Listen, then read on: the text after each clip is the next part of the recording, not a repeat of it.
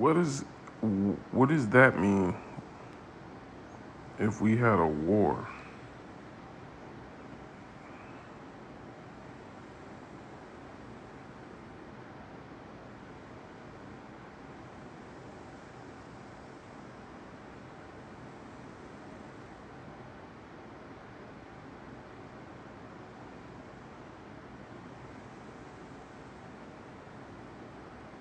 What up, CC?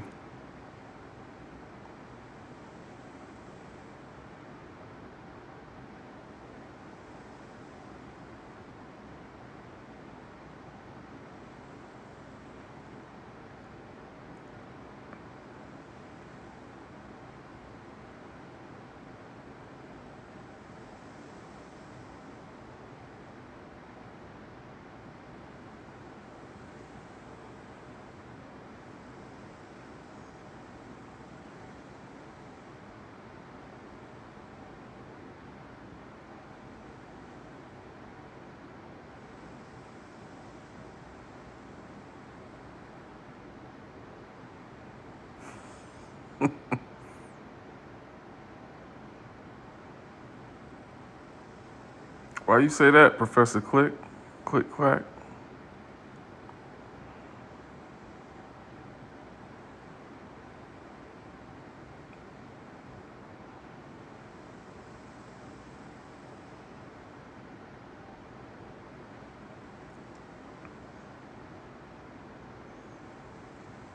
What do you mean, guys? You guys don't care about what's going on? What do you mean?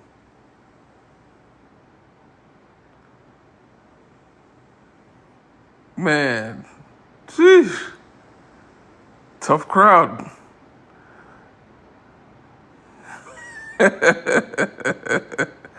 heard that, Tim Terrell. I heard that. Oh, hip hop historian said he good. There's a lot of us minding our own business. I'm proud. I thought I was going to get the opposite reaction, to be honest. The way some of these TikToks is being held. I was in a sister TikTok earlier today, and it was nothing but Arab-speaking Palestinians in there. And it's a black woman's live. And then I said in the comments, I was like, what's going on here? I said, what's going on? They were speaking Arab all up in her live. I said, what's going on here? She said, somebody in the comments responded, this is black woman's business. I'm like, then why you don't got no black woman on the panel? You don't even got it's black women's business. You ain't got no black woman on the panel. You can't even understand what they speaking. They showing videos of children with dirt on their faces. I'm like, whew. They must have freed us. We got time for everybody else. I didn't know we had time, y'all. Did y'all know we had time? We have time to save everybody. We got time to save other people now. I didn't know we had time. I thought it was still nation time, like Amiri Baraka said. I thought it was still nation time. I didn't know we had time.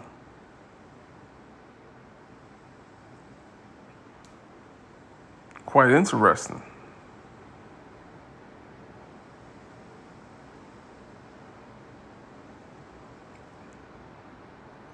Peace, pretty guardian. What's up?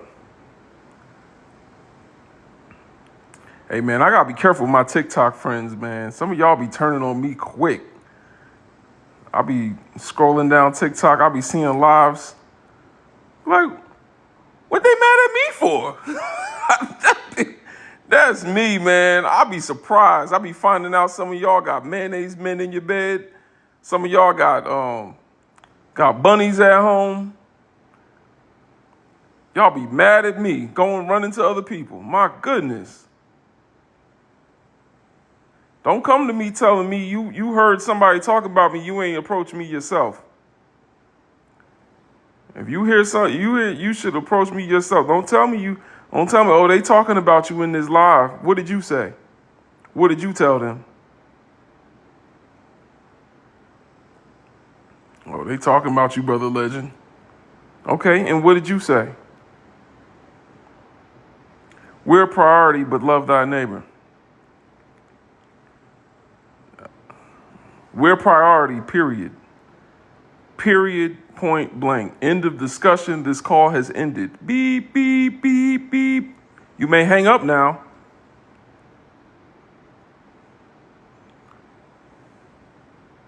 That's it.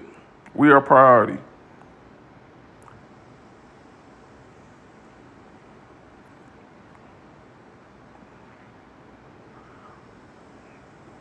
But I'm open to hearing other sides of the story, you know what I'm saying?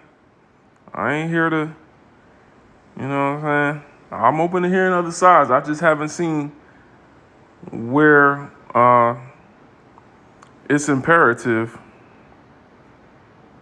I haven't seen that yet. Constantly. I hear that. Consistently. Blacks can't even free themselves. What they gonna do for Palestine?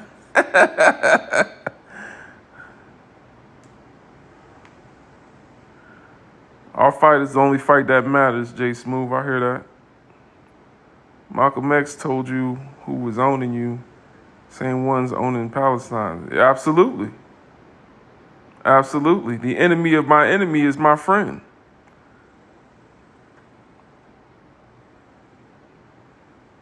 Hamas, Hezbollah must be. I don't know about that. I don't know about that. I don't know about that. The victims of oppression can defend themselves by any means. That's what Malcolm X taught me.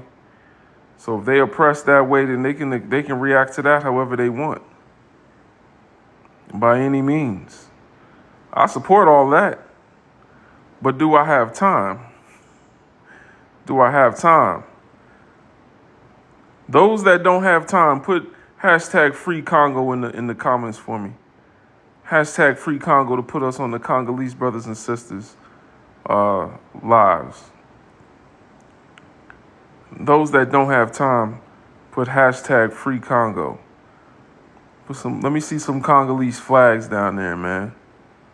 You know what I'm saying? Put us on the algorithm with the brothers and sisters, man.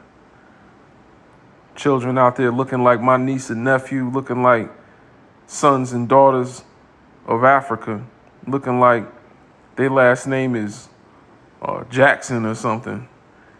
You know what I'm saying? I'm sure they glad their last name ain't Jackson, because you know what that mean. But looking like Ray Ray from up the street, digging up resources to build y'all phones, and then here y'all go talking about Palestine, got Palestinian people all up in your lives, talking all kind of Arab. Come on now. Did we want to live in Sudan? There being a lot of 2.5 million. That's half the population of Palestine. What up, Fatima? Hello, how are you? Peace. I'm well. Go ahead, talk to us, sister. I um I don't believe that we as Africans should worry about what's going on in Palestine, because when have any Arab nation risen up and spoken on and helped African nation when African nation were fighting against colonialism and fighting against fascism and all of that? They were quiet. They were trading their oil. They didn't think it was their business. They didn't think it was their problem.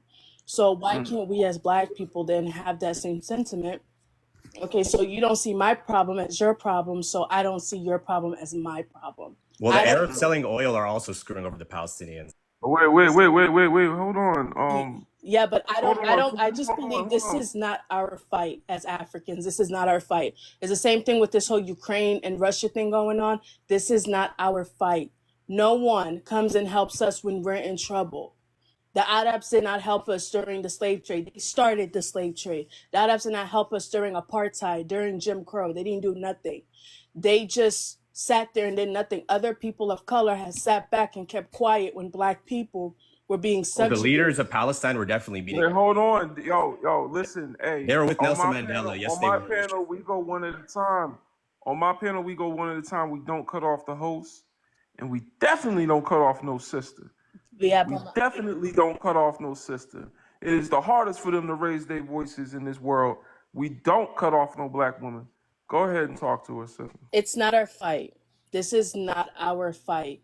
This is not our fight. And let's say we help the Palestinians and, against the Israelis. Are they going to pay us back? Are they going to come help us? Are they going to help us fight in Congo, Sudan, in Tigray? No, they're not, because they're only worried about themselves. Those Arabs are just as racist. Matter of fact, they carved out the blueprint of racism against Africans. They started everything. The world has literally hated black people, and they learned it from Arabs, because Arabs started everything. This is not our fight. Absolutely, I heard that. They started everything. They started the colonization of Africa. They started colonialism. They started stealing land. They started killing and pillaging our people. Every single thing we are going through as Africans today, the Arab read out the blueprint for them and gave it to other people in the world. So no, I would not be helping them fight their fight. Absolutely, that was unapologetically well said. Do I have permission to speak? All right, yeah. Let's give the interrupter time to speak. Give us your age, race, and pronouns, please. Age, race, and pronouns. 28. I'm a male. I don't know if I'm a guy. And what was the last one? Your race. Half white, half Palestinian. Whatever you want to call that. Palestinian is a nationality. White is a race, so I'm assuming your race is white. Yeah. So, based off what she was saying, the leaders of the Palestinian resistance did meet with Nelson Mandela and other African leaders at the time throughout the decades. For sure, 100% pictures to verify that. Second of all, I don't think should be wanting to go fight. I mean, the real issue is, like Malcolm X was saying, the same group that was controlling y'all here, or actually they're controlling everyone here, specifically, is the same ones that are controlling the Palestinians. Malcolm X was saying it more out loud. MLK was definitely controlled by that same group. I mean, if you look at the history. But I don't think, no one's asking you to go fight. I mean, if maybe you're annoyed people talking about it, but are the people talking help? It's not really helping, is it? The people fighting there are fighting. It's not saying free this, talking hasn't done anything yet, right? So to say, no one expects you to go fight or go. If you want your thing to be talked about more, I mean, you could say free whatever you want. It's not like it's doing nothing. Through military action is what's happening. Because until the people realize here who owns the USA, it's not a Christian government. It's not a Muslim government here. I think that's pretty obvious. I think it's pretty obvious for a while. So to say, why, who cares about them? Okay, I mean, sure, but you're getting annoyed because people are saying free something. It's not like it's not like it's helping, is it? Saying free this, free that. You're like, so it seems like you're a bit annoyed that people are seeing videos of kids blown up and they don't like seeing it. Yeah, I mean, we can see that, but it's been going on there. It's just people have social media now, so it's shocking some people. But to say, no one's. It's not like you. I mean, the black brothers in Palestine are fighting. We know that already. So they're actually fighting there. We're not. I mean, no one's asking someone from the U.S. to go fight there. It's just kind of intertwined. Who was owning the liquor store, like Malcolm X was saying, who was pushing the music industry in the way it is, who owns all these record labels. It is the same group. So for someone to actually care about it, I mean, if they want to care about it, they can care about it. For you to just be mad, people are saying free Palestine. I mean, it's not like has it helped yet in Palestine? I don't think so. Hasn't helped yet, right? So what's the incentive of saying free Palestine if it's I'm not telling you to say free Palestine. I just think you guys should know there's a common enemy that's running in the U.S. So maybe I'm not saying you're realize who they're voting for and things along those lines. No, the question was, what's the incentive in saying free Palestine? I'm not saying you're telling anyone to say it, but what's the incentive of saying it? I mean, if you're going to say it, you could just be like, I understand they're getting hoed. I mean, that's literally what saying free Palestine is. You understand they're getting hoed. No one's asking you to say it. Or no one's even, and if you're upset that people are saying free Palestine, I mean, it's not like it's helping, right? So it's not like soldiers are going. It's not like the soldiers are helping them, they're not helping you, right? The soldiers are not helping either. Can I call you Zizu? Is that your name? You can call me Zizu. Yeah. All right, Zizu. So I got some questions to ask you about everything you just said. Um, you mentioned that we have a common enemy. Um, you know, black people and Palestinians. You're saying both are controlled by Western imperialism, correct? Is that our common enemy? Well, it's a little bit more specific. Do you know the Black Panthers? The founder of the Black Panthers would literally go meet with the Palestinian fighters. There's pictures in the 80s. So I think they were aware of that common group. Whether a lot of you guys want to say, oh, it's only white, white, white. Well, yeah, but there's a specific group of white that's controlling, but you're not allowed to say that. They're Why do you controlling bring things. up? They're Why do you funding. They're bring up? funding. Why do you bring up Black Panthers, Nelson Mandela, Malcolm X? Because she said the Palestinians were not a supporter of them. The Palestinian leaders were meeting with them. You could check the pictures, the record files. So it's not like they literally had George Floyd, pictures of George Floyd in Gaza on walls. You have a hard time doing this. I don't know if you're new to TikTok Live, but you got to kind of like, I don't know if maybe you took some coffee or something. Just kind of chill out, man. I got questions for you. I want this to be a productive conversation. I'm not here to argue. This is not debate talk. So we're not going to argue with you. We just want to hear some viewpoints, okay? All right. So why do you bring up Nelson Mandela, Malcolm X, the Black Panthers, and you say that they went to go visit, you say that they met with leaders. When did Palestinian leaders come meet with us? Did they come to America to meet with the Black Panthers? I don't think they're allowed to. I think they would have been arrested on the spot. Arafat would have been arrested the day he arrived in American soil, don't you think? Did Malcolm X ever say that Black people should take their eyes off their own struggle to work with Palestine? He said something along the lines, was it him or Nelson Mandela? One of the two said specifically, I'm not saying I agree with this, but our freedom's not complete until the freedom of the Palestinian people, which I wouldn't agree that because you would still be free even if they weren't free. But yeah, there was a direct quote from Nelson. It was either Nelson Mandela or Malcolm. I think it was Nelson Mandela, actually. Yes, but I think people misunderstand that quote because the oppression faced in Palestine is based on the oppression faced in Africa. If Africa were free, then the Zionist machine would not have the diamonds and resources from Africa, which is their number one export, by the way, in Israel. The way that they make money is with African resources, and they use those resources to oppress Palestine. So if Africa were free, then Israel wouldn't have the power to oppress Palestinians. That being the case, if Palestine is still oppressed, that means Africa isn't free. So I think we misunderstand that quote sometimes. But the question I would like to ask is, when our enemy is not common, right? When the enemy of my enemy is my friend, and I can understand that logic. However, when my enemy is you, where are you at? Where has any Palestinian leader ever spoken up about the mistreatment of African people in Arab countries, or even the mistreatment of Black people in Palestine? We do understand that the Zanj people were slaves in Palestine. So when have they ever spoken up about African They're or Black slaves now? oppression? You're saying they're slaves in Palestine now? There's slaves in Saudi Arabia now, and there Saudi are Arabia is slaves. not with the Palestinians. The Saudi Arabian government is not with the Palestinians. I think you know that, right?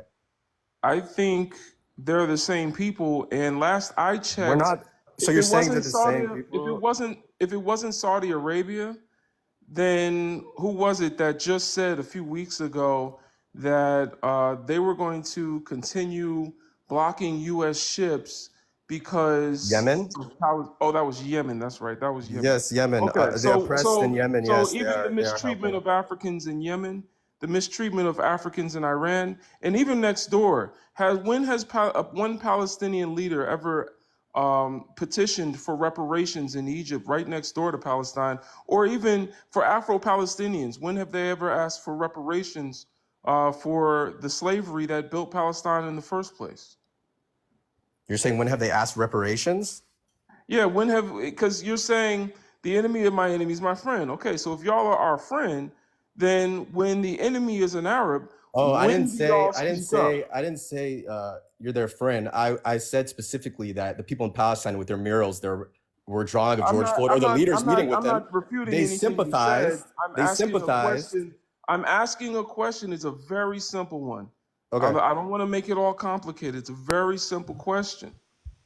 I understand that the white man got his foot on the Palestinian people's neck. No, it's the Zionist. It's not the white. I It's the understand that Zionist. hold It's the on now. Zionist. I understand that the white Zionist imperialist white man has his foot on the Palestinian's neck, and I understand the white Zionist man has his foot on the black man's neck. However, the Arab man also has his foot on the black man's neck as well. The Palestinian doesn't. When the Palestinians gave reparations to the slaves that built Palestine? No, I'm saying that the African Americans in Palestine right now are with the resistance, whether they're fighting or they're with them getting bombed right now. They are with the people. They are not slaves in Palestine. That is not the question I'm asking.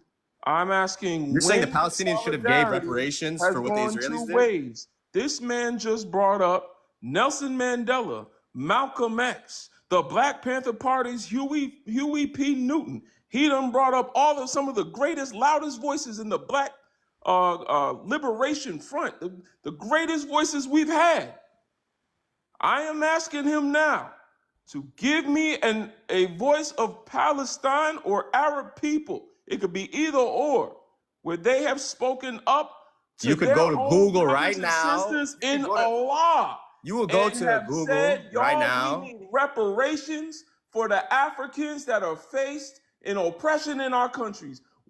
Give me your Malcolm X. Give me your Nelson Mandela. Don't bring up black people like that's supposed to win me over. Wait, you could easily Google it here. You could easily just Google. Don't tokenize our leaders. Tell me about what your leaders have done. Oh, you could Google it right now. Hey, answer the question. Just the other week, the resistance mentioned, even when Yemen was speaking, saying, hey, U.S., you need to chill back and treat your people, the African Americans in your country, better. So if you want to just Google right now, Palestinian leaders speaking. That is not the question. You're saying there's no quote? I understand that they will gladly speak up against the white man. I get that. But will they speak up against the brown man? That's my question. Oh, you're saying when have they checked their own people? Oh, when have they checked their own people? Palestine, when it was the Ottoman Empire, was a slave state. And there were slaves building what we now call Palestine. The Ottoman Empire, right? When has there been reparations? The Ottoman Empire? When has there been reparations? You said when has there been reparations from Palestinians? Palestinians were under the Ottoman Empire. I'm not sure if you're aware of that. I just said that. Yeah, under the Ottoman Empire. So when you speak of Saudis, just said that. Well, Saudis are not Palestinians, brother. I don't know what you think is going on there, but the Saudis are definitely not Palestinians. So what? I didn't say that they were. So you're saying Palestinians don't speak out have never spoken out against how Africa. All right, he's having brain farts. We're gonna move on to the next guest. Thank you, Sister Stella, for the Panther pause. We're gonna move on because he acting like he don't understand what I'm saying. He keeps saying, well, we spoke out against white people too. We spoke out. I understand that. But when do you check those in your own community? And if you don't consider them part of your community, still you should check them, because that's not what everything else is saying. Because Egypt has shown that they are very much in solidarity with Palestine. Yemen has shown it. Iran has shown it. Y'all people have shown that y'all are in solidarity with each other. Y'all all pray towards the same direction for a reason. So I think on a cultural sense, y'all all have some sort of uniformity. So when have y'all spoken to your own people about the liberation of African peoples, or at least reparations in your countries? You have not. Don't bring up my people, because Malcolm X never took his eyes off the prize of working for black people. He spoke as an anti-imperialist. Pro-Palestine and anti-imperialist is two different things. Being pro-Palestine and being anti-Western imperialism is two different things. Being anti-Zionist is different than just being pro-Palestine. So Malcolm X, during that trip that people love to bring up, when he wrote his paper, Zionist Logic, That was the name of the paper, by the way, Zionist Logic. Again, Malcolm X was anti-Zionist. He was not pro-Palestine, and the man never took his eye off the prize. Later in that same trip, he visited Kwame Nkrumah and Patrice Lumumba and formed the Organization of Afro-American Unity to unite African Americans and Africans in the diaspora with Africans on the country and come up with a game plan before he was taken by the CIA. So, and Nelson Mandela is definitely not our hero. Winnie Mandela is our hero. Shout out to the sisters. Nelson Mandela is not our hero. Nelson Mandela ain't nothing but an African Obama. But we're going to go to the next guest. I think Uncle Life was next. Uncle Life, give us your age, race, and pronouns, please. I'm 25. I'm black, and I'm he him. All right, talk to us. Yeah, brother. We should not stand with Palestine. They do not like our people. They don't treat our people kindly back home where they live, even. So it doesn't matter why we supported them when they don't support us. Either way, every way, all type of ways. They are a disgusting type of people when it comes to our African people. They hate us. They treat us like slaves. They treat us like thugs. They treat us like criminals. Why are we helping them if they cannot help us? They cannot page their own people. They cannot go to their own people and talk about the mistreatment they do to our African brothers and sisters. But they can cry for help left and right. They want help here. They want help from us. They want help from everyone, the Chinese, from everyone. Why must we help? When we ask for help, no one wants to come. No one wants to jump. Nobody wants to give a hand out. And the guy wants to talk about the whole mural, the painting. That's a painting. How does that support our people? It's a painting, bro. How does that do anything for us? Does we get reparations now? Are we getting our land back? And they're Palestine and the Jewish people, they're fighting over a land that do not belong to neither of them. That is our land. That is from Africa. That's our people. That's our stuff. So at the end of the day, you guys are fighting over land that doesn't belong to you guys. So I'm definitely not supporting that. Give it back to the Palestinian people that live in Palestine, that are black, that are African. Once you do that, maybe we can get support. But other than that, you guys need to stop the cap, stop the lying, stop all this wishy-washy bull, and come to the realization that the truth is the truth. We need to stop this shit. I'm a Pan-African. I'm from Canada. I'm Jamaican. I'm Vincy. I love my black people everywhere. We need to get the respect that we deserve. And that's that. Absolutely. Hey, that's the truth. That's word to Khalid Muhammad. In one of his debates with a Zionist, he said the real land question hasn't even been raised yet. Well, y'all, we ain't even ready to start talking about whose land that really is. So that's real facts, brother. I could tell you do your research. You got some knowledge. Let me go to the next guest. I'm not quite sure who was next. I'm next. All right, Light Seeker. Yeah, go ahead. Give us your age, race, and pronouns, please. Yes, I'm 40 years, a black African, and a he, him, a male. All right. Talk to us.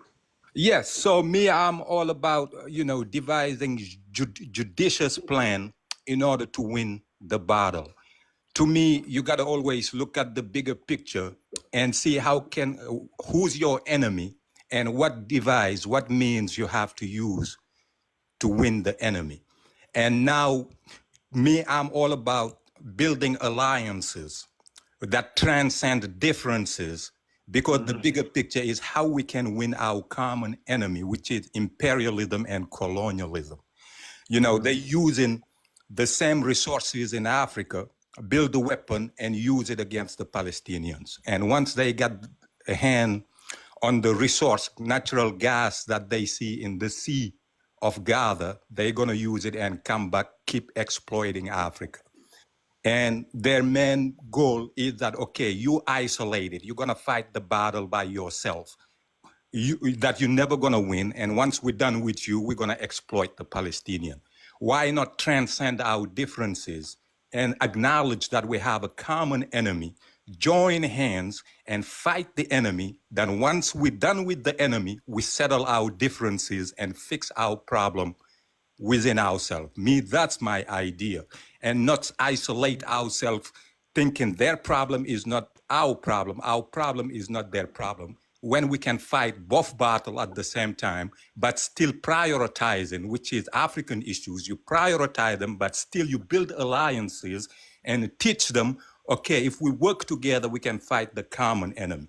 Me, that's my approach, which is completely different from you guys. Well, I would say it's not too different because I would say, I could fight the enemy in the front yard while you fight the enemy in the backyard. You know what I'm saying? If our goal is to put out the fire, then I'm going to start where there's the biggest fire. You can start somewhere else where there's a smaller fire, and both of us can fight fire together in two different areas. If I'm gonna take out the imperialist West, I gotta take the battery out of the back. You know what I'm saying? I gotta take the battery out the back of the remote in order to put it out. You understand? So, which oppression do you think is more of a priority when it comes to Western imperialism? The oppression of African people that fund the Zionist machine, or the Zionist machine, the Palestinian people that are also afflicted by that same oppression? You know what I'm saying? Like if Africans are free, then the Zionists won't have the money to afford to hurt Palestinians anymore. But if Palestinians are free, is that going to end Black oppression? Is that going to end African oppression? Not at all. It won't end it at all. If Palestinians free, they might just focus on Palestinian issues and forget about our issues, right?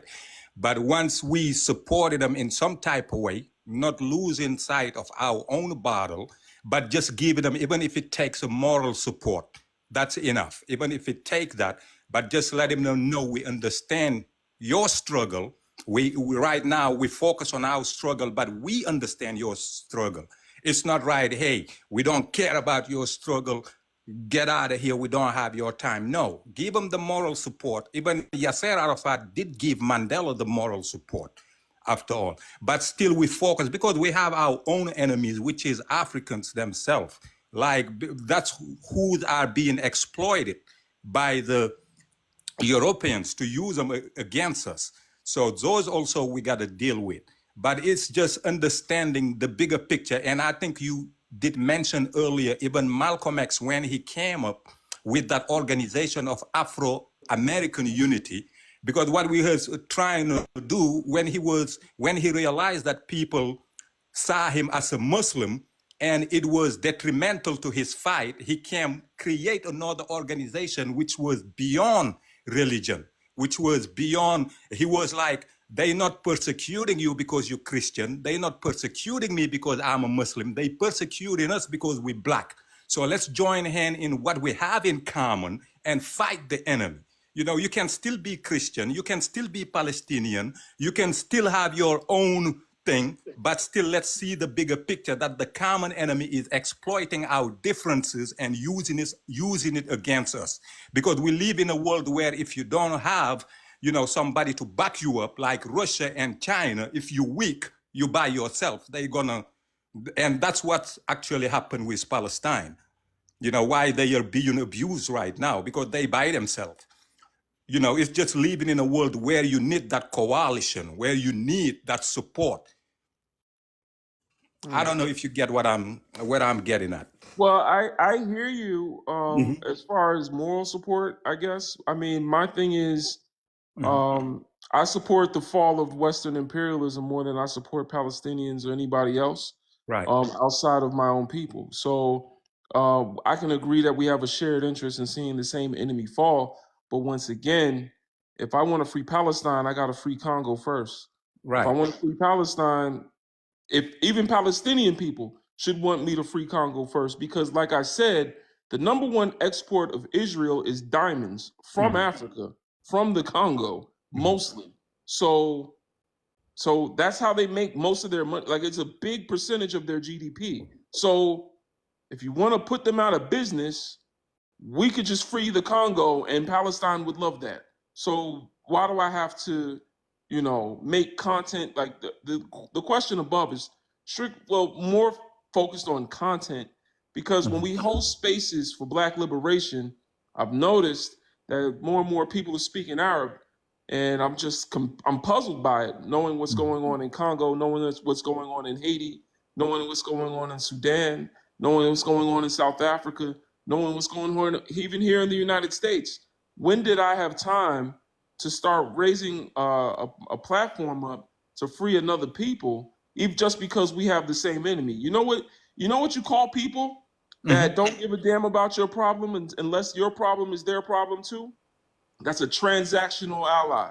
That's not someone that actually cares. Because if they actually cared, they'd be holding their other Arab brothers and sisters accountable, and or their Arab brothers and sisters in Palestine accountable, and they haven't done that. Right, So right. yeah. I definitely see your points, though. That's why I was saying, can't start changing things. Hey, if I support you, just know that once the battle is over, we have a lot of things to sort out, you and I. There are a lot of things that need to be fixed in Libya, in Mauritania, all the way in Middle East, Saudi Arabia. That's the way we are being treated. That also we need to handle. So the battle is not over because we're fighting the Zionists. Once this is done, if you really care, you need to fix our issues too. Then if you don't do it, next time you're on your own. All right. So let me Yeah. go to the next guest. Zaina, give us your age, race, and pronouns, please. I appreciate you, bro. Okay. I'm getting down anyway. Okay. All right. Thanks for coming up. Yep. Zeta 27, she, her. Can you hear me? Yeah, your race? Black. All So right. I don't know what Black people obsession with being social justice warriors for every single body besides their own. But if you're going to speak up on Palestinian issues or the things that's happening in Israel, I think you should focus on the Afro Palestinians and the Ethiopian Jews. That's the only time where Black creators like you, I guess you're a creator, and the other people who focus on Black conscious stuff, that is the only place where you should be speaking on Black issues. Black people get so caught up on this POC stuff. They have to realize that this is illusion of inclusion. Anytime Black people speak up on issues, it's always Black and brown. Brown issues do not care about you. And I really need Black people as a whole to get it through your head. For Black liberation, it cannot be diversity. Y'all are too obsessed with diversity. Black liberation is an independent movement. Even when you look at people who are speaking on Black, which I'm mostly seeing Black women doing it, speaking on Palestinian issues, I don't really hear them being as loud as Congo. I don't hear them really being as loud as Sudan or the things that's going on in Ethiopia or even things that's going on in Jamaica. I mean, Jamaica is getting colonized by China right now. So I really need Black people to really hop off the diversity train. You guys are so obsessed with fighting their issues, yet they don't give a damn about your own issues. Black people will invite a frog to a cookout as long as they do a little two-step. So yeah, I think if Black people, Black women want to speak up on the things that's happening. Oh, and then another thing, the Middle East have countries who are superpowers, superhouse, yet these countries are silenced. If their own Arab brothers and sisters are silenced in their own movement, why is Black women feeling the need to be the face of their movement? They have literally countries who are enriched with oil, yet they are silenced while their Palestinians are being unalive. So I really don't know the obsession. Yeah, I don't know. Maybe I'm not too woke for this obsession with the POCs, but yes, that is my 2 cents. I heard that. Well, thank you for that word, sister. I'm going to go to the next guest. I think the next guest is Amy. Could you give us your age, race, and pronouns? Hi, Brother Legend. It's actually Don Danny that's next. Oh, okay. All right. Yeah, Don Danny, give us your age, race, and pronouns, please. Hey, I'm 32 years old. A Native American, indigenous, and It's called I'm shoot, what was the other one? Age, race, and pronouns are he, him. Talk to us. Anyways, what I wanted to say, bro, is look, I'm for all for the Black American getting their reparations. First and foremost, I feel like you guys are on the track, and what Zaina said, it was completely right. I feel like everybody else who's POC, you know, who's not Black, needs to step back and need to go back to the communities and literally recorrect everything that they have going on wrong with their communities, whether it's religious or practices that they have from their family or culture, whatever.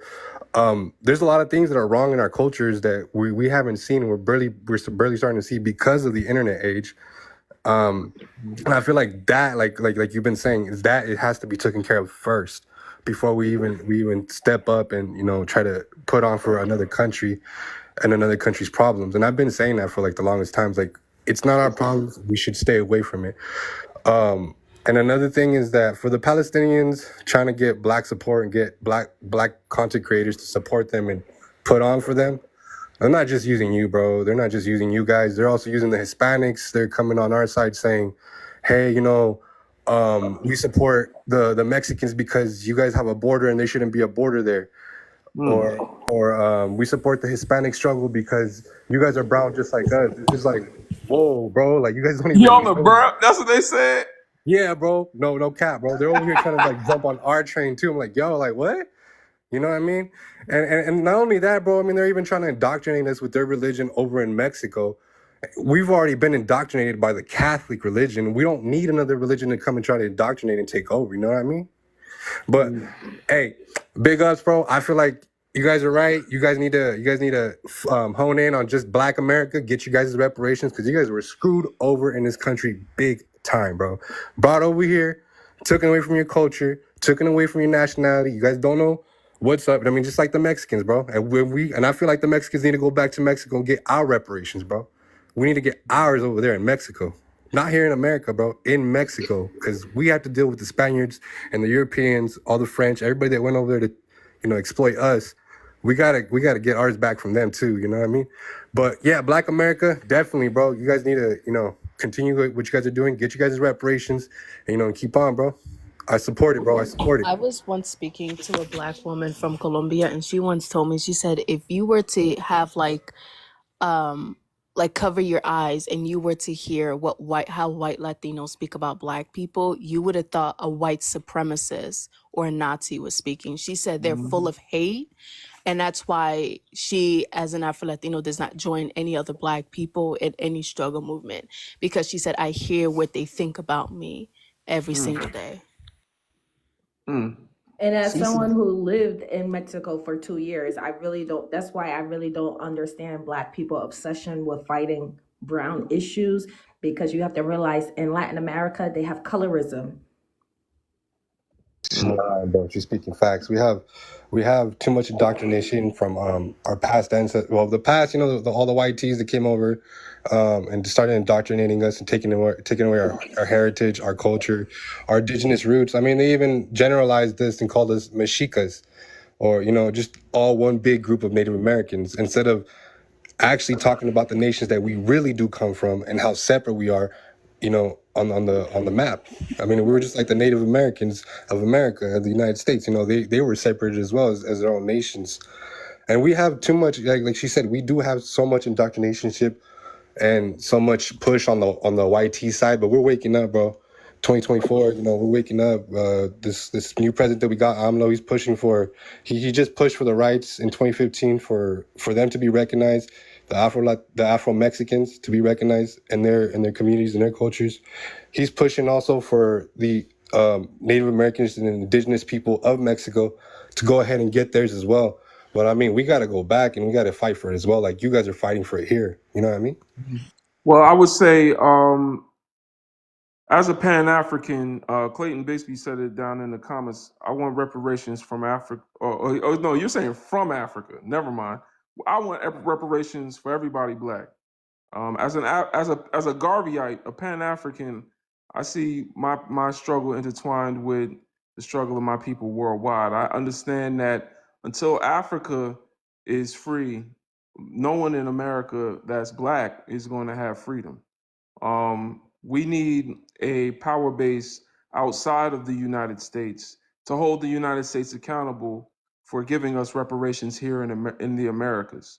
For example, the reason the Zionists have so much power here in the United States is because they do business with America in Israel. So they have a power base outside of the United States that is able to lobby on their behalf in Washington, D.C., and then make change and hold politicians accountable for when they're mistreated. We saw the same thing with the Asian hate crime bill. Because the Chinese are respected in China, they're respected everywhere worldwide. African people are not even respected in their own land.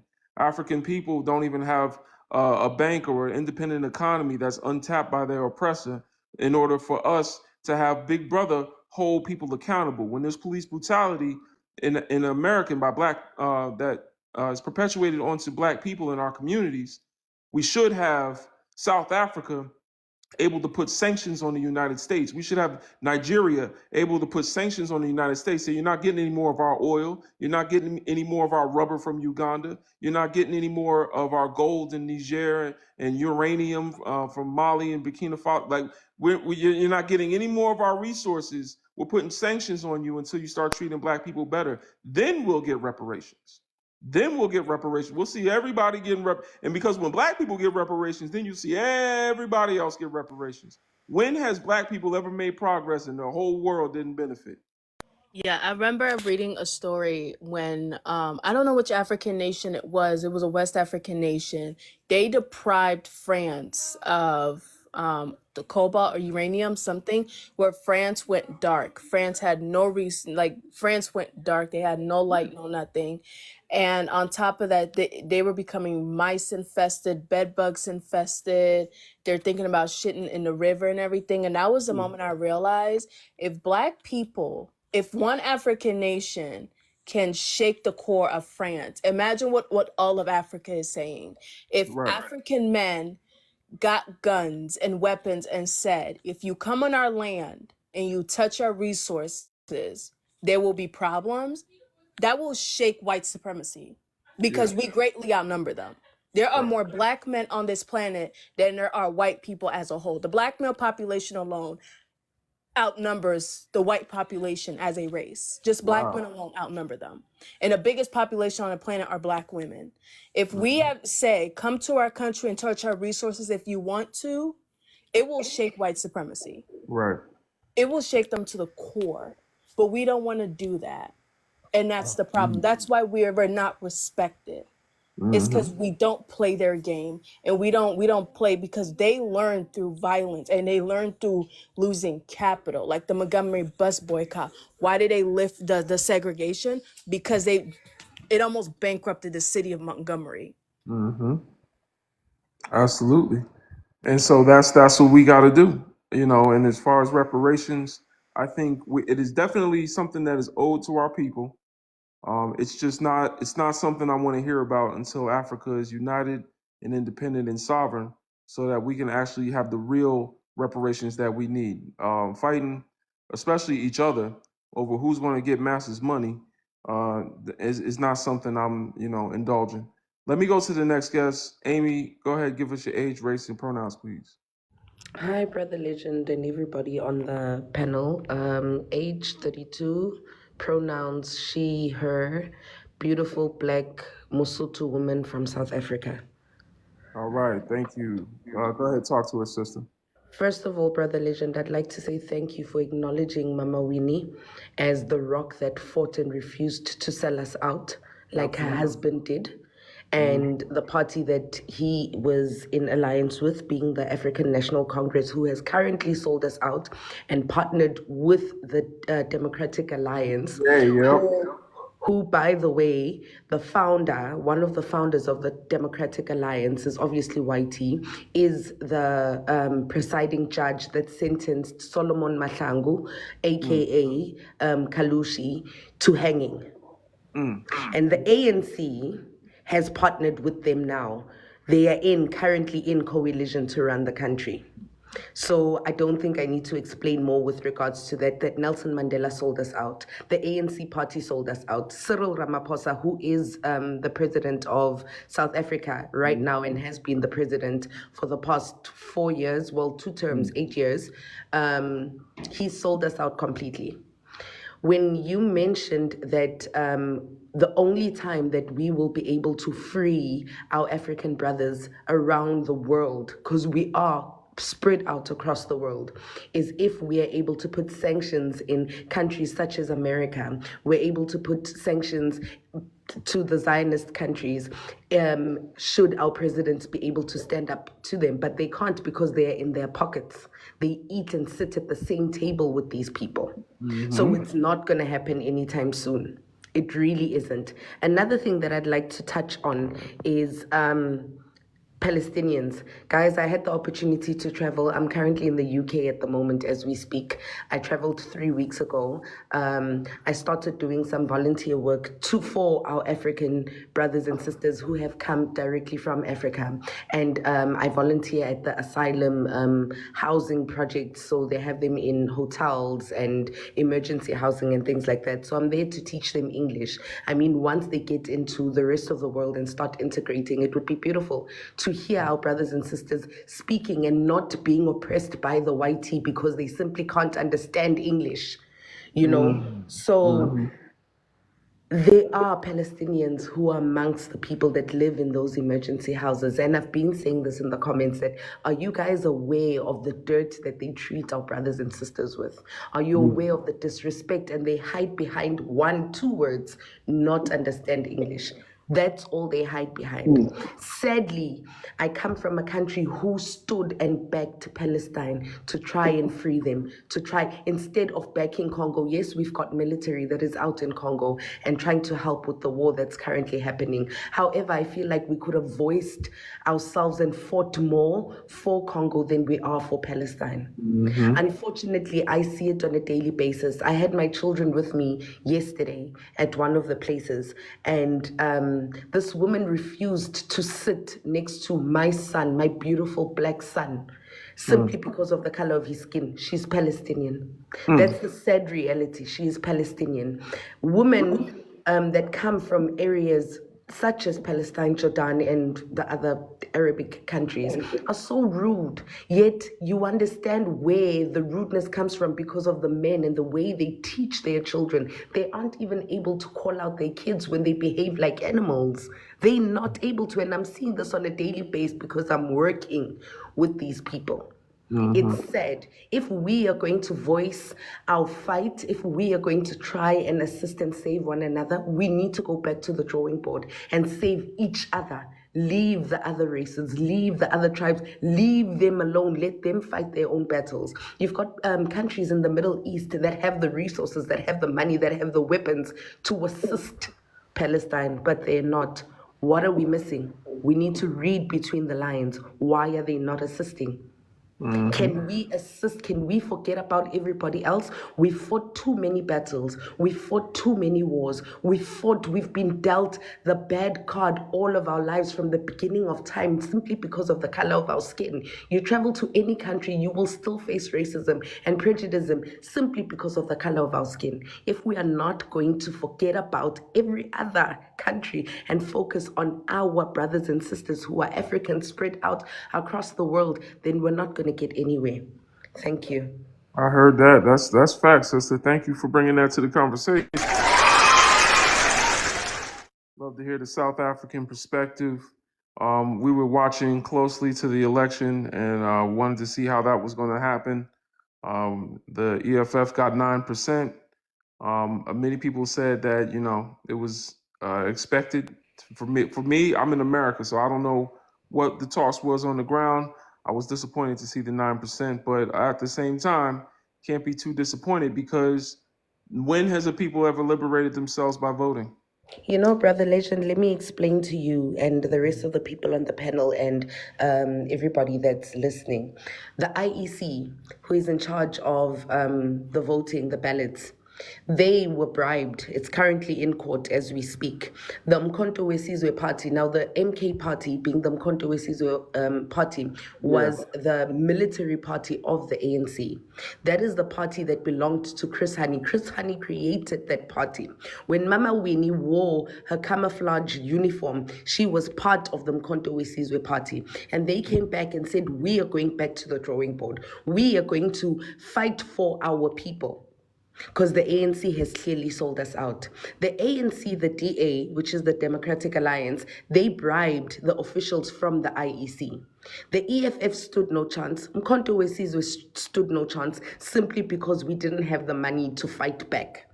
However, Mkhonto Wesizwe has taken the IEC to court. We've got 2 confessions from 2 members of the IEC that they were bribed by which parties. So we might be going back to the polls.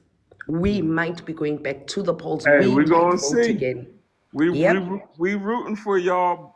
Y'all might have to go. Y'all might have to go somewhere else and get Yep. something to deal with them. Because I'm telling you right now, We currently in the brink of call y'all. But experiencing. um, We're currently in the brink of experiencing 1976 all over again, because we've got the Democratic Alliance head, Helen Ziller, that has gotten the ANC by the balls as we speak, and is telling them that you need to do as we tell you to do. And that was going to happen. We've got one of his name is Byron Khowers. He's a whitey, Boer.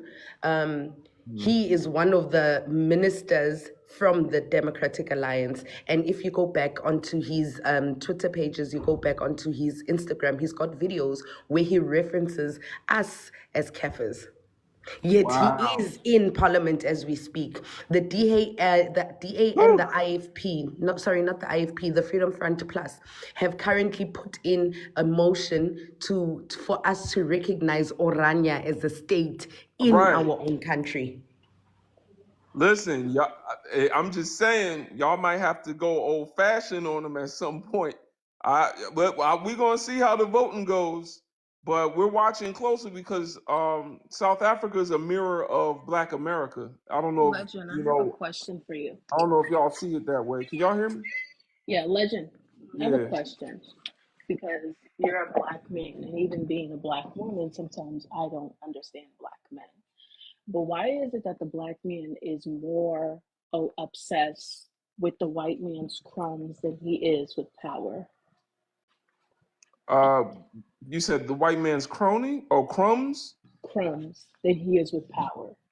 Because a lot of black men don't want to create black power if they can get acceptance from white power.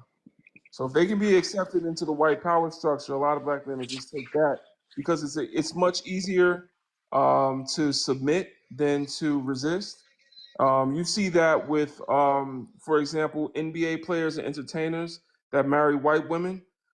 They do that because they feel like having a white woman on their arm will get them acceptance into that community, as opposed to actually joining together with a black woman and continuing to create wealth and bring that wealth back to our people. Yeah, and they So say that they purposely put those women in proximity to them so that they get their money and their resources back through those yeah, women via the man dying or a divorce right. happening. Right, because they're not creating their own form of power. They're not creating their own power.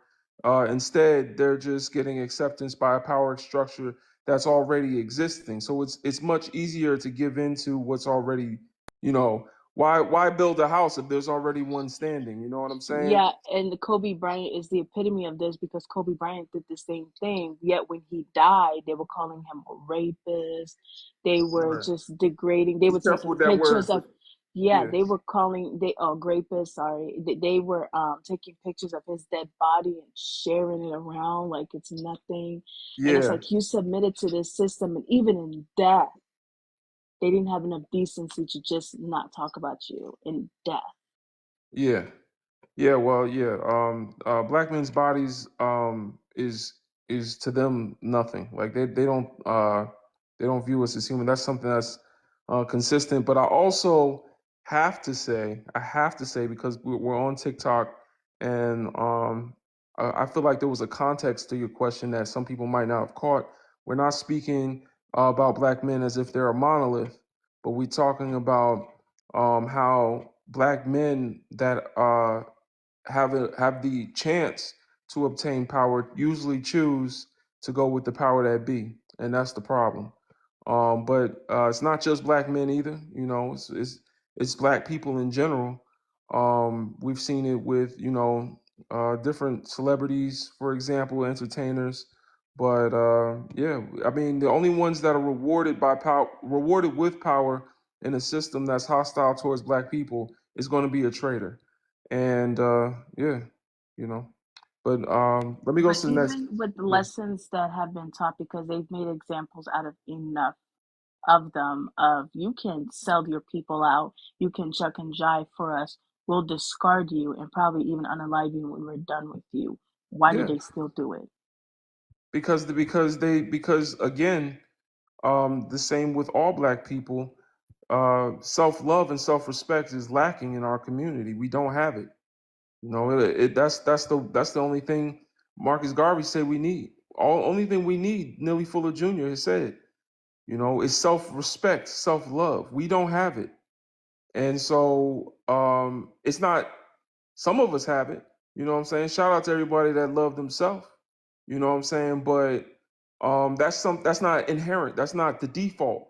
The default is they have taught you to hate yourself. They've taught you that you cannot create power. They've made you powerless. And that's the thing I think a lot of black women don't understand is that manhood is defined by power and the ability to exert will in society and manifest things.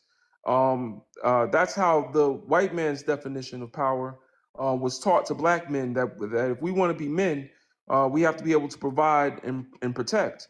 Meanwhile, the white man has also made sure that we are unable to guarantee protection, even of ourselves and our women.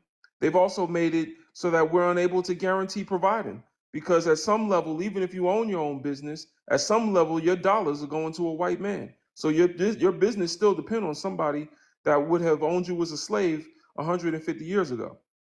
So at the end of the day, this sense of powerlessness and this promise of power that is defined, again by manhood, creates a desire for the black man to get power wherever he can, whether it's power over another black man, power over a black woman, or power over a white woman, so he can feel more like a white man. Whatever it is, the black man has been starved of this power, and sometimes instead of creating their own power, it's okay to just pick it up from the oppressor, and that's something that a few scholars talk about. If he's But going to if he's going to submit to another man's power, why does he then complain about his condition when he is willingly submitting to that power? I wouldn't say black men willingly submit to that power. No one's fighting Um, for white supremacy. yeah, because that willingly implies intention, and I think No, but when you those. sell out your community, you're willingly submitting to that in a sense. Not always. Willingly implies intention. Willingly implies I am informed in making a decision with intention. I would say that at least 99% of those that do submit to that white power structure don't do it willingly because they're not conscious. Black consciousness is defined by Steve Biko, a South African, as a retention of your African identity and a rejection of white supremacy. Anyone submitting to white supremacy is not rejecting it. Thus, they are not consciously doing this on purpose. It's something that's unintentional. Also, Let me, When are you to guys going to be isolate it to fed just up black men with when we all live fighting in to this structure doesn't make sense, because there are like black women in power using that power to hurt black folk across the globe, like Kamala Harris, like the UN Security not Security Council, the US UN representative, like raising her hand to like kill ceasefire resolution time after time, like black mayors that exploit and mistreat and don't allocate resources to black communities in the United States. Like, this is what it means to succeed in a white supremacist structure. It means destroying black folk everywhere. And it's not a matter of gender. It's a matter of, will you be willing to sell out your people for some coin? and power. And there's people who just do that. It doesn't matter if they're black, if they're men, women, gay, straight, any of that. It's like the incentive structure is inherently corrupt because it's about money. And if people are sacrificed for money, fine. There are people who do that everywhere. To generalize to black men doesn't help like fix the Doesn't situation. help. It's So my not thing fixing the is, situation. are you insinuating that most black men are just naive? Fatima. Hold on, because I don't want to cut a sister off, but we are hosting a conversation about non-black people. We have to understand that we're a mixed company, and I don't want this to turn into something where we're talking about black men versus black women, who's a coon and who's not. There are four reactions one can have to systemic oppression. That is submission, cooperation, resistance, or retaliation. Those are four choices. We can't judge which choice a black person makes because these are the only four options that we're given. Some of us choose submission because it's the only choice that we know how to make. Some of us cooperate. We know better, but we don't do better. Some of us resist. We know better and refuse to be a part of the system. And it's almost none of us that are breathing are retaliators, because if that were the case, we'd be on the battlefield. So, So are you so insinuating that most black men are I don't naive want to rather than get into it. coons? I don't want to, Sister Fatima. I don't want to get into it because this is not the live where we're Okay. talking about black issues. We're inviting others into the midst, and then we're talking about each other in bad faith. I don't want to do that. So let me go to the next guest. I believe who was next? Who was next? Unmute your mic if you was next. Who was next? I got any moderators in here? Who was next? I don't even know. Hold on. I hate that I TikTok don't does know if this. me or Uncle Life came up first. I couldn't tell. Okay. No, Uncle Life was up here before you, so it's probably Okay. you, Black It's me Star. and PJ. Okay, so yeah, Black. Go ahead, give us your age, race, and pronouns, please, bro. Oh yeah, I'm 20. I'm black. And he him. All right, Uh, talk to us. to answer, the topic, the question. I do think it's a little bit hypocritical. Um, and the reason I said it is because like I remember like the whole situation. As y'all can see from my profile picture, I'm finna go into that. Like 2 years ago with the stuff with Kyrie, and what he said. I mean what he posted, and it might they say he offended a certain community. I remember like a bunch of black people just coming at him, and they didn't really come to his aid. I remember seeing TikTok lives about it. Everybody was just saying, "Oh, he's anti this, anti that," and it's like they were scared to speak on that community. But as soon as that community started doing something to another people, then they were all vocal about it. And, now all of a sudden nobody's scared of the Jewish community. I just found it hypocritical. And like, I don't know what it is about us, why we feel like we just have to speak on other people. I don't know if it's like an acceptance thing or like, I feel like we're like brainwashed to the T, especially like with the whole POC, like, being a top, like a trend. It's like an umbrella term. And I don't think people understand that. It's like, if you can just say, oh, people of color, you can ignore black people while saying that you're helping people of color. It don't, if you're not directly affecting black people, you know what I mean? Right. And I just don't understand it. I don't understand how we were so silent, and even like going against him. And then when they started to do something to another community, now all of a sudden every black person with a phone, no longer scared of the Jewish community. I don't understand that. So that's just my point. The people of color title is problematic because it makes whiteness the default inherently. Because if you're a person of color, then that means that you're not a person without color. So you've already made whiteness the default for saying that I'm a person of color. You see what I'm saying? Because it implies, whiteness implies exclusivity, right? Whiteness implies purity, that they're not like any other race because they're pure. And so when you call yourself a person of color, you're only saying I'm non-white. And that's problematic. While I'm walking around with white folks on my mind all day. You know what I'm saying? Where I'm saying I'm not one of you. I'm a not white person. Hi, I'm a not white person. Like, that don't make no sense. You know what I'm saying? But So, what makes them believe that they're pure when their own science says the opposite?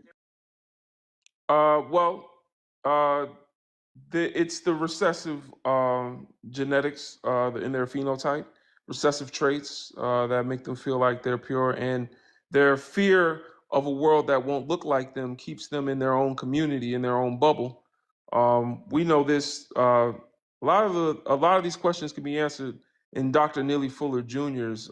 All right, peace, Black Star. Dr. Neely Fuller Jr.'s compensatory counter-racist code, where he breaks all these definitions down. But let me go to the next guest. Who is next? Sister Stella. Don't forget to keep tapping like, y'all. We're trying to get to 50K. We're trying to get to 50K likes. So I need y'all to keep tapping like so that we can get this this live on the algorithm of the brothers and sisters. If you know the smell of a hot comb and blue magic hair grease, I need you to tap like. If you can close your mouth and still see your lips like that, then I need you to tap like, tap like. If you got your natural hair out, I need you to, if you got your natural hair out and, you know, is the sun shine brightly on your face for more than 3 hours and you won't turn a bright color red, then I need you to tap like, tap like. You know what I'm saying? Do white people really believe they're superior, or is that just like something to hide their inferiority, or like just flexing their muscles? It's about dominance at the end of the day. I mean, it's like it's a material thing. Like it's a system put in place specifically to tell entire people that you're lesser and that you're nothing more than the fuel to make us money.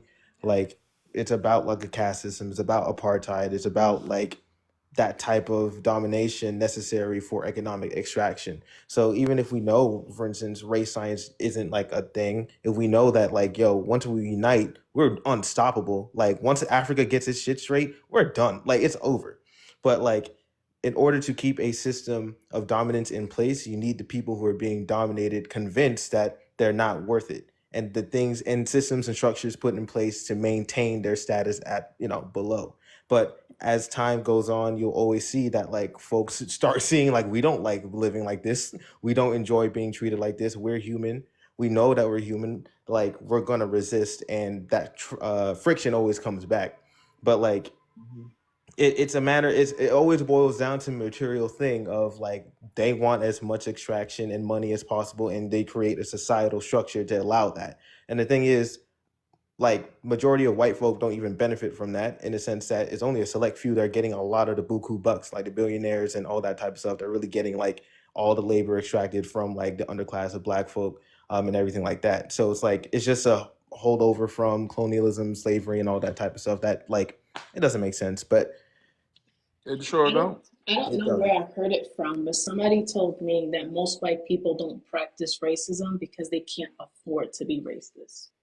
That's a lie. There's some folks who are as dirt poor as you will look at you because of your skin and be like you slur, and then it's I was just about to say that. Like yep. they like it's like it's both a material thing, but it's a socialization. It's a socialization type of thing. It's a cultural thing. That's like kind of like what America was founded upon. Is a genocide of Native Americans, the enslavement of Africans, and it's about how do you justify that? How do you make that? We're doing this to people who are just as humans as us. They need to be lesser. They need to be like worth less than the dirt, and they deserve to have that place. That's what I believe rich white people just use poor white people as their foot soldiers for white supremacy.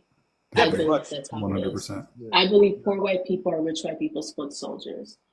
Just like Donald Trump being a really good example with the January 6th insurrection. Mm-hmm. He got those poor white people to do his dirty work. And now he's living his life doing him. And those poor white people are now in prison. And he's not coming to save them.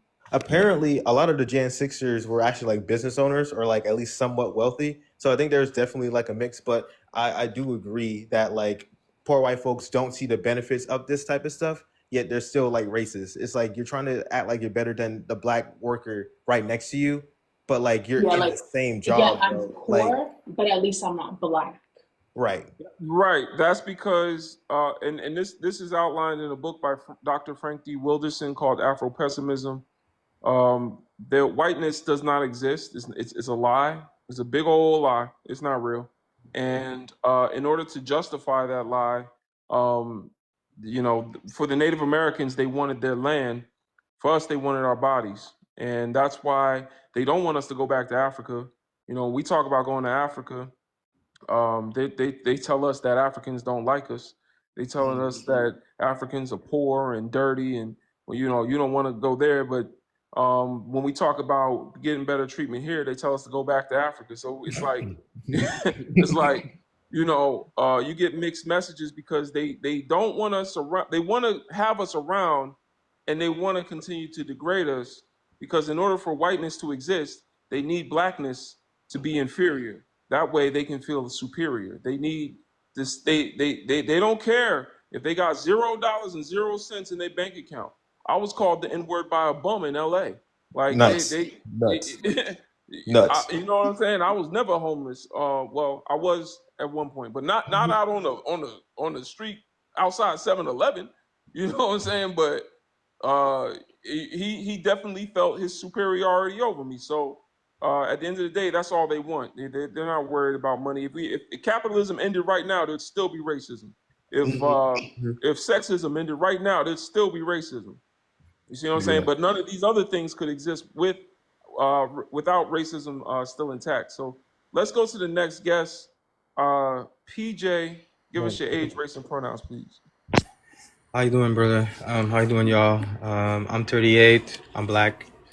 I'm Haitian, Caribbean. And to answer your question, you know, I agree with you. Like, I feel like, no, they shouldn't. You know, I don't know about y'all, but it's so frustrating to me when I see so many black folks out here in the street, like super invested in like free Palestine movement and this, and so many things are still happening in the US. So many people are victim of police brutality. And just to give y'all a little background, like I wasn't born in the US. I was living in a different country, and I can tell y'all, like, I grew up in a real racist environment. Like, I'm talking about like fighting for your life. Like, I lived that little era, like late 80s, 90s, 80s, 90s. You know, just going to school, going to the park. It was just violence everywhere, and there was no hiding and trying to make you feel better. It was the N-word with the ER. It was whole white families attacking you. And you know what's crazy? When other people want us to defend them so bad, I always go back to these days, because back then I was black by myself. You know what I'm saying? It was me, my twin brother, and we were black by ourselves, you know? But as far as like black unity, like the thing that I really, really, really hope for one day is just like, and I'm gonna refer to my my ancestors for 1 second. Like, if you think about, I don't know if y'all know like Haiti history, when we you know, fought and we beat France and all these other European, like, you know, racist people. I just feel like if a little island was able to get together and say, you know what, F everything. We're not doing, I want to swear on here, but we're not doing nothing no more. We're not slave no more. It's either we're free or we are dead. That's it. You know what I'm saying? I love when my pops tell me this story. It's so powerful because he was like, the way he speak about it is like Toussaint Louverture, like Dessalines, like the way they were talking, it was like liberty or death. That's it. You know, and I feel like when black folks are sick and tired of being sick and tired for real, and we say we're gonna prioritize us before everybody else, if Africa, Caribbean, Black Americans, like, let's stop this nonsense. Like, oh, I don't like you because you're from Africa. I don't like you because you're Caribbean. I find this conversation so stupid, because at the end of the day, the people that are really oppressing us are laughing when we do this. You know what I mean? So I'm just saying, if we are able some way, somehow to get together for real, and stop this nonsense of dividing each other and get together and put ourselves before anybody else, we be all right. I'm telling you. That's right. I know that's right. Unity is imperative at this point, y'all. It's Pan-Africanism or perish, just like this brother just said. Pan-Africanism, a lot of people get it confused. They think it's some sort of identity. A lot of people think, we do have Pan-African nationalists, and a lot of people don't understand what that means. Pan-Africanism is the idea that African descendants worldwide are all one family. And the goal of Pan-Africanism is to unify African descendants worldwide because we are a superpower. We're a silent superpower. Africa, the continent itself, is a superpower. But then you have Africans dispersed all throughout the world, all throughout the world. If we wanted to take over damn near every country right now, we could do it. It's what I'm That's what saying. I said. We can. Right. Absolutely. So all we have to do is get on the same page worldwide and plug our power back into the continent, and we can do anything. So Pan-Africanism is an objective, not an identity. So I've even seen people come after me like, you Pan-Africans this and you did. I'm like, wait, Pan-Africanism is not a nationality, bro. I mean, it is to a degree. It's like a nationality the same way Zionist Jews are, a nationality. They have the Jewish diaspora. So it's similar to that. But the agenda is for us to just be on the same page and promote unity. So thank you for bringing that out, brother. Jack D, you're next. Give us your age, race, and pronouns, please. Age is 40, race is Black American, and pronouns are he, him, Mr. All right, talk to us. All right, so first off, shout outs to Haiti for showing everybody how to get it done. And you were saying one thing that I want to piggyback on of how do we do that again? First thing Haiti did was throw all their coons and house ends in a vat of boiling sugar. That's what they did. They got rid of all the people that were inside of their court that were creating dissent within their own movement. So the fact that I love the fact that I see people saying not like us in the comments, because you know what Kendrick did? He sparked that. We're looking for who's not like us, who's not FBA, who's not with the movement, who's not with Black Unity. It don't matter. All these Black communities on TikTok, we can sit down and argue. I understand what Brother Legends talk about because I listen to each one where they're like, oh, the Pan-Africans. That's reductive. That is reductive. We're at the end of the day, we can all complain, but we're still in the same fucking bullshit. We're still in the same trap. We're still looked at as the N-word. We're still trying to get money. We're still trying to get our land back. We're still trying to get recognized. But at the end of the day, we're all still trying. So instead of us collectively working together in that and understanding that and being 10 toes down in that, we want to argue. We want to argue about, unfortunately, relationships. We want to fall into psyops. We want to fall into all these things that are manufactured for us to waste time on. A part of white supremacy is to have us intellectually waste our time arguing things that those that have came before us have already proven. We don't need to sit here and argue about history. We have scholars that are better than us that have dropped this knowledge already. There's tons of books. It's just like, let's build a book list and a library and get people educated so we can stop arguing about this stuff. So the only thing that we're focused on are legitimate solutions. Where in America do we want to start purchasing land to rebuild our towns? Who do we want to hire for our own internal police force? Who do we want to have as the founding? Because all we need is 150 people and I think about $20,000, and we can charter our own towns, dude. Like this. All this stuff that we talk about, what we want to do, cool, we can talk about it, but there's actual actionable items that we can do on a day-to-day basis. There's the same reason why in Louisiana, a group of affluent white people created their own town.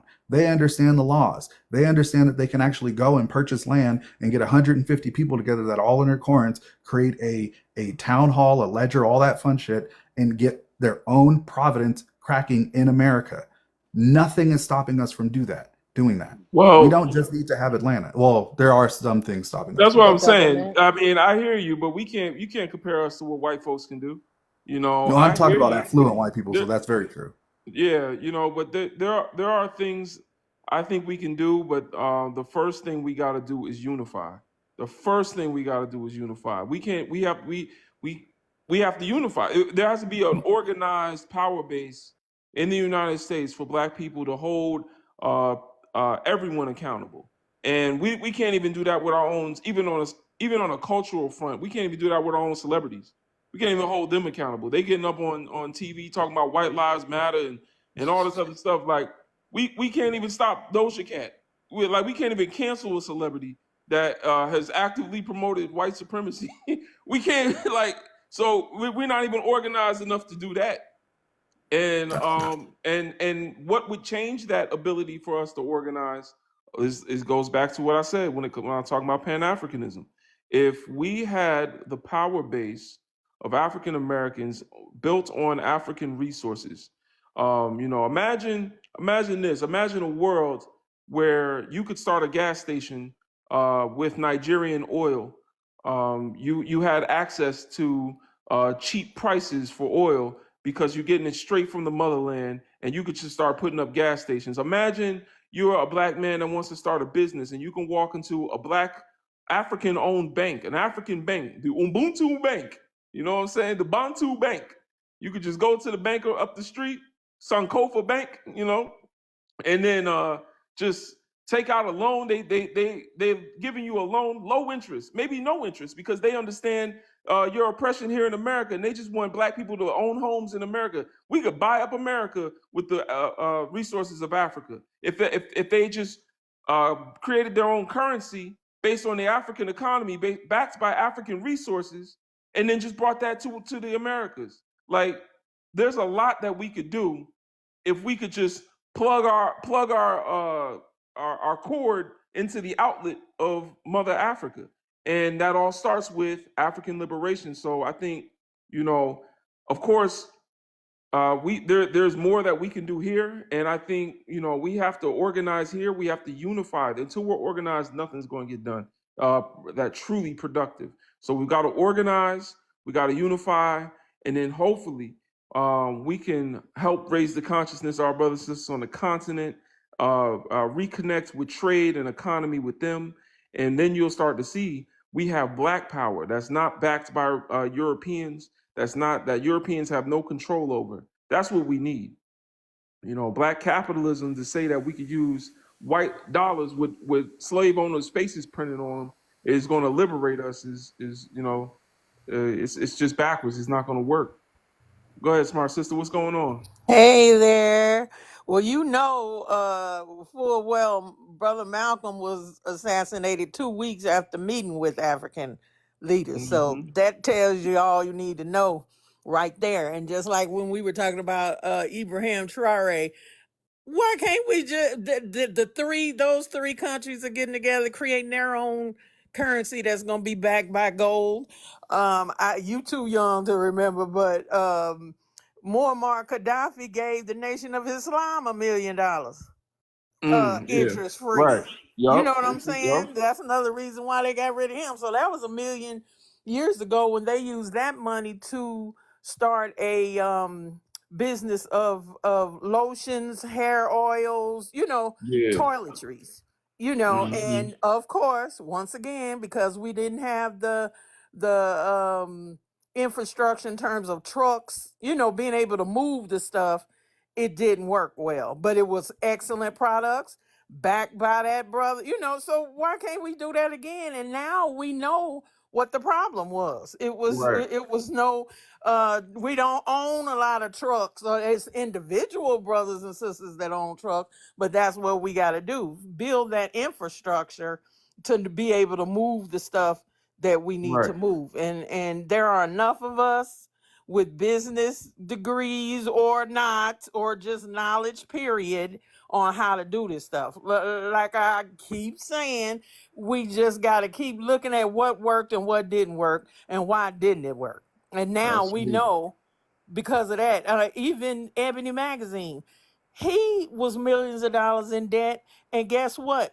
The reason why Minister Farrakhan was never on the cover, Ebony, because the people that move all the magazines around said, you put him on the cover, all your magazines gonna be stuck in the warehouse. Now he giving his daughter $1 million wedding when he should have took that $1 million and bought some damn trucks. You know what I mean? To move his own stuff. We have to own the means of production in order to do our stuff, because they can always stop you right at the door. You know, but we know these things. That's why I'm just saying, that's why I love y'all young folks. We done figured it out, so let's do it. It's just time to Absolutely. do it. And a whole bunch of pie in the sky stuff. No, you gotta have some trucks. You gotta have some communications. That's why I love the stuff you're doing with technology. We can't just that, that's the white man's thing. No, business is business. Stuff it is what it is. So it's coming. And because these brothers and sisters, I think they just tried again. It's the 9th attempt on Brother Traore's life. Just another Right. one. Yeah. The 9th one. Can you imagine? So he doing the right thing. Or they Yeah. wouldn't be trying. All them other ones that's running to Japan buying Toyota SUVs, or they ain't worried about them need to grows. Because they know they not gonna do nothing. But somebody that like that, bro, we need to let them know. Now, see, back I was in college when the brother that Washington, that was the mayor of Chicago, the YT students were walking around with white buttons on, just like vote anything white, right? You know what we did? We had that brother on the button and we said, let one hair get out of place on that. We gonna tear Chicago up. Y'all walk around with all the white buttons on that you want. See what's gonna happen. And you see he won. I still say they probably still got to the brother, but he won. It wasn't no joke. And I was in Milwaukee. We were like an hour and a half away, threatening. Wow. You know what I mean? And they didn't F with him. So that's just it. And we gotta be ready to do what is gonna have to be done. From South African neckties, which a few of them need some now. I They gonna heard that. put that caveman in there, but that's part of it. How has YT supremacy worked all this time? A lot of it is fear. They didn't have to do nothing. They got you so scared you do it for them. And I'm sorry, that was another thing in the 60s. We had to take you for a long walk off a short pier. Okay, so it is what it is. Well, appreciate you, sister. Thank you for that word. Absolutely. Don't forget, y'all, keep tapping like. Keep tapping like. We're trying to get to 50K. When we get to 50K, I'm going to turn the comments back on. I thank y'all for tapping like. And don't forget to send some gifts up to the panel. Just letting the algorithm know that you're getting some value from the live. If you can't do that, tap like, send a rose, send So I'm thinking everybody about and what their Smart grandmother's Sister trying to talked call about. me right And yeah, go. and I'm just thinking that really, I guess to start small, since we're all separated now, a lot of us have left the South. We need to probably migrate back and choose a general location that we all want to create additional towns in, not unlike, but something in addition to Atlanta and certain black hubs that we have in Chicago and the East Coast. We need one in the center of America and then one in the West Coast, so we have everything covered. I think first steps would just really to be buying everything internally black. So all of our products that we use, instead of going to these outside companies and corporations, purchasing all that internally, literally keeping our dollar inside. Yes, until we are able to create a currency that is off of the fiat currency. Heck, actually, what am I talking about? We can use Bitcoin in that transaction between one another to where we don't use fiat for that. We can, I'm in tech. What am I talking about? I could probably get with a bunch of people, create a blockchain that's specifically for us to utilize. What am I? Okay, I'm just working through this and talking and thinking at the same time because Smart Sister got me thinking about how we used to do things. And I'm born in '83, so I at least have touch of her generation because she sounds like one of my aunts that grew up in that time where He's a lot of everybody's y'all aunt. had. She sounds like one of my aunties. So like, and that's no disrespect whatsoever. None taken. To 63, where, boo boo. I don't oh care. yes, I oh take yes, mine. you're like one of my dad's younger sisters. That's what's up. Where y'all owned your own means of doing your hair. You guys ran the salon business during that time. Right. My wife comes from a family that did floors in California, and they're in the museum for being one of the most affluent Black people in California because they owned their own means of production and business. Right. So it really is just that. Our generation needs to really look at that and take that to heart. Like, because one thing that we do have that our predecessors have is we are more willing to be violent to get what we need versus the passiveness of following the Bible scriptures and all that stuff. And some of us are, but a lot of us, I feel, are a lot more radicalized in the essence of like correct me if I'm wrong. Sir, some of our most radical I'm not saying y'all weren't. were No, don't get ministers. that Look wrong. at No, Nat Yeah, Turner. no, MLK was really about it, and he was No, like I'm a not whole saying y'all pastor, weren't. though. No, don't get that. Don't get it twisted. I'm no. No. I've read the books. I've seen the movies. But you I have said family that have more. been in it. I'm in no way, shape, or form saying that y'all Mhm. weren't down. I know people have died for us. I'm in no way, shape, or form of saying that y'all weren't. I'm saying that our generation looked at that, and we know we have to be that plus more. That's what Right. I'm saying. That's real. No, But That's I what I'm was saying. just saying Nat Turner, Denmark Vesey, that fool Dylan Roof.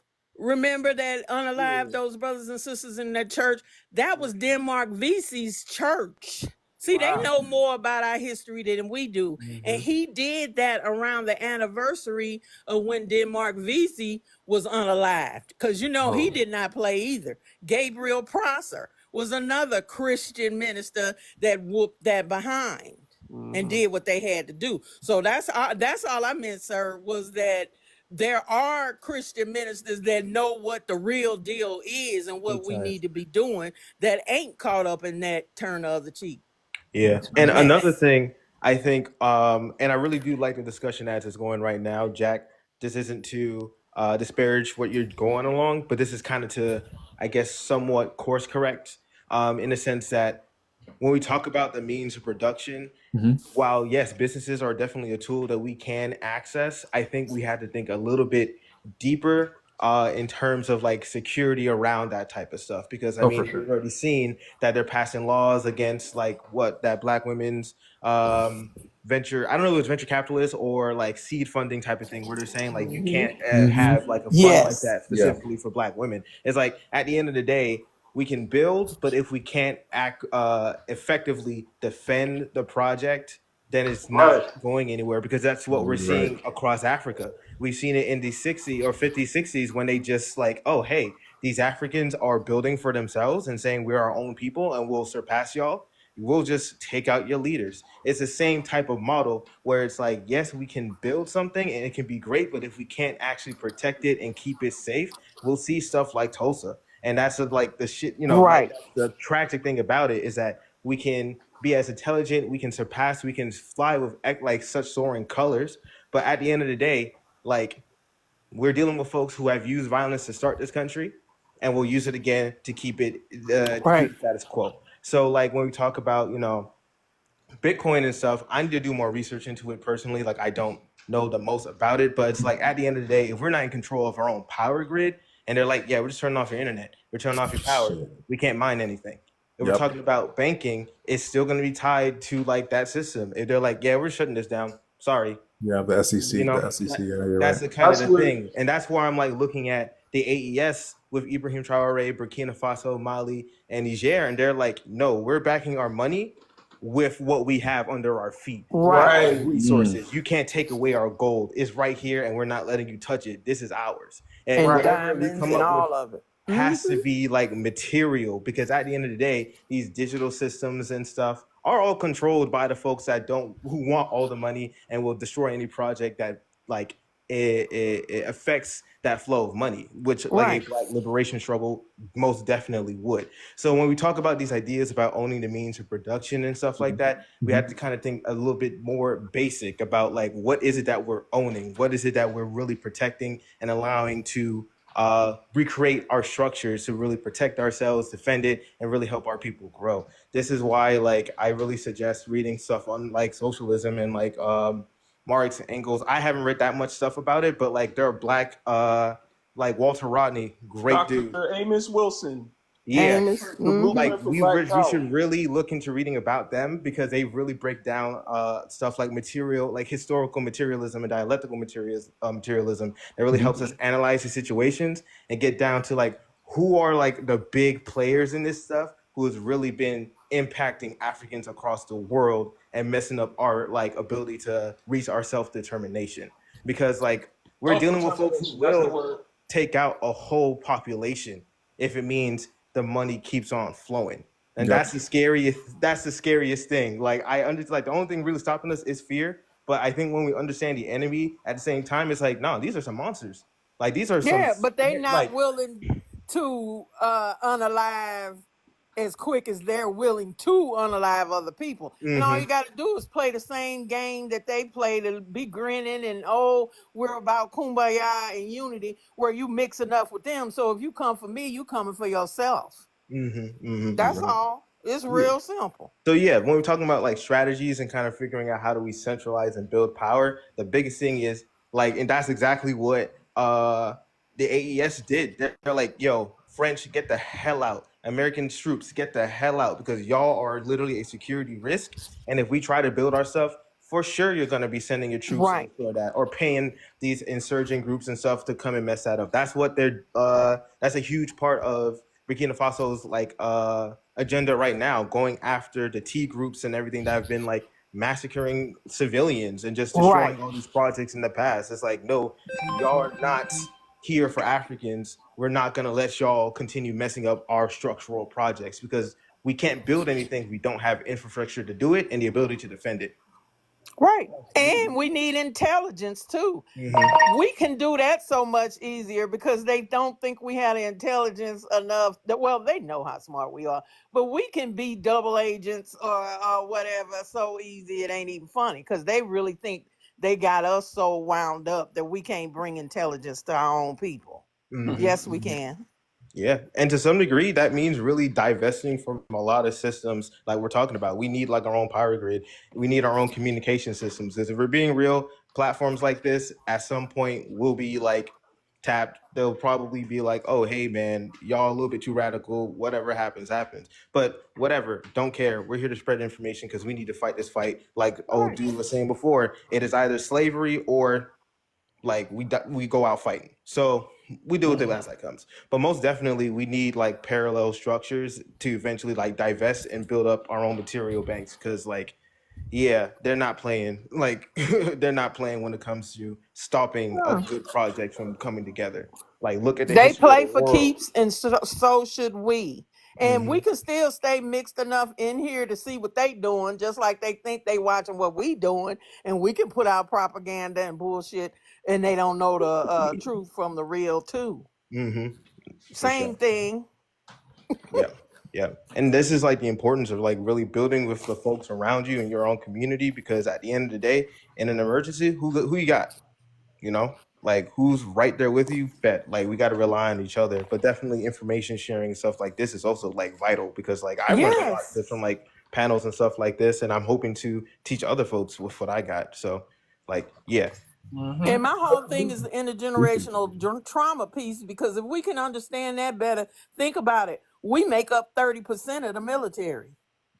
Mm. What? What? What if we was all on? I don't know if y'all saw that video. Did you see that video? When was it? It was a while back when it was a brother that was in the military. You could see a tear coming down his eye when they had went up I think up in Baltimore, when they had deployed some people.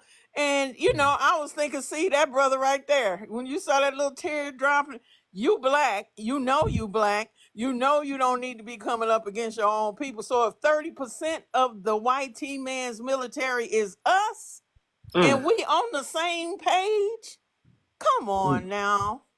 I've thought about that a few times.